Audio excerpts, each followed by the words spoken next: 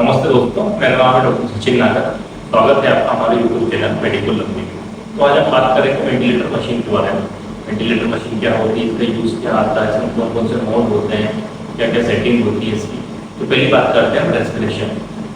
ये नॉर्मली होता है 12 से लेकर 16 के बीच में, और ये अपन डिसाइड करते हैं पेशेंट कंडीशन के ऊपर। एबीजी रिपोर्ट के ऊपर डिपेंड करता है कितना देना है मरीज को, कितना दिन देना है।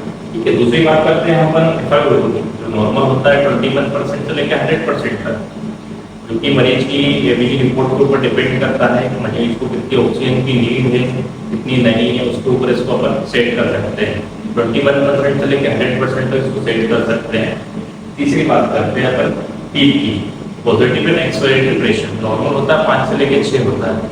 ये लंग्स को कोलैप्स होने से बचाता है, एल्वुलाई को कोलैप्स होने से बचाता है।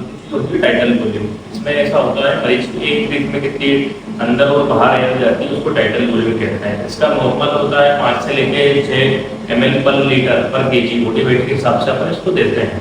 अब बात करते हैं वेंटिलेटर के मोड की। सबसे पहला होता है सीएमडी, इसमें कंटिन्यूअस पेडिट्रिक वेंटिलेशन। इसमें ऐसा होता है पेशेंट को डीप सेडेशन देते हैं जब इसका यूज किया जाता है, और रेस्पिरेटरी फेलियर मरीज होता है जब इसका यूज अपन करते हैं कॉमनली। बात करते हैं एसआईएमडी मोड की। इसमें क्या होता है, पेशेंट के साथ सिंक्रोनाइज हो जाता है, इससे पेशेंट को मदद करता है। इसमें ये होता है पेशेंट अगर खुद से सांस नहीं ले पाता है तो उसमें उसकी हेल्प करता है। अगर अपन ने रेस्पिरेशन और टाइटल वॉल्यूम सेट करा है, रेस्पिरेशन अपन ने 16 सेट करा है, पेशेंट जनरेट नहीं कर पा रहा है, पेशेंट 14 कर पा रहा है, तो ये दो पेशेंट वेंटिलेटर खुद से मदद करता है।